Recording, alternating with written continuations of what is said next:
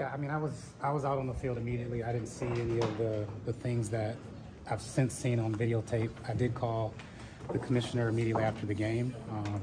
I thought the sportsmanship policy should be implied, and I requested that the Big Ten look at this. Look, you know, I've played in 4 of these, and the emotions are high. This game is not like anything that any of our teams play throughout the year, so the emotions are high. I can't play in this game anymore, but when we play that team, I'm just going to make sure that you know, our kids have a fair you know, playing field, and that we're held to the same standard as everybody else.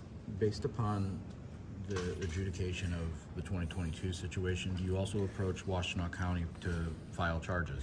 I don't plan on doing that.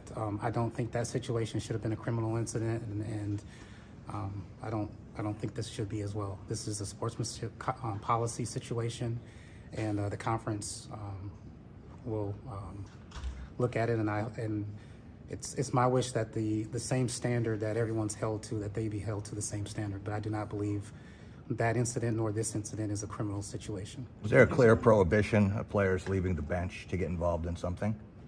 You could have all of that in place. I think when emotions come in, it's a rivalry game. You know, the idea that it happened on their sidelines, and we had very few of our players. You could see that, you know, that our players were restrained, and that our staff did a great job in preventing many of our players getting involved in what happened. Was that a player or a staffer who was getting stopped? Like Jonathan mentioned, I do believe we had a staffer and a player in the scrum. Do you know if they were getting kicked? Do you know what? I don't know that.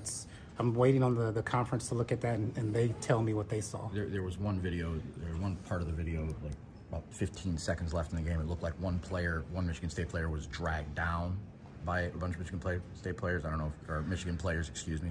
I don't know if you had seen that yet, or if you're it's still under review. Do you guys have? Do you have other angles of things? I don't have other angles.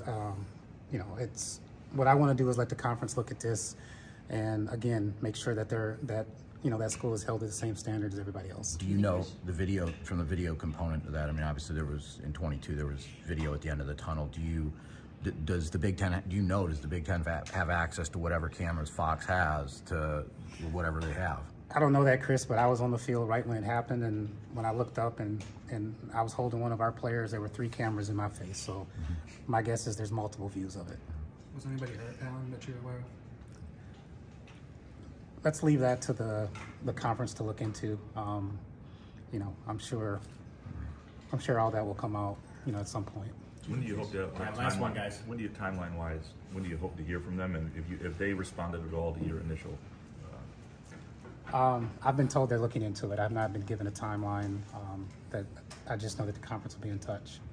When you talk about standards held to the same standard, you mean players coming over the sideline and getting involved in a fracas and possible suspensions, or what standard? No, I mean held to the same standard every school is held to when it comes to things like this. I mean, we're held to a certain standard. I want them to be held to that same standard. Is there any reason to think they wouldn't be?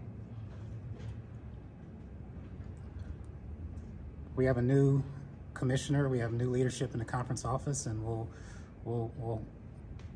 my wish is that the new leadership handles this in a clean slate and treat every school with the same standard. All right. Thanks, guys. Thanks, Alan. Appreciate it.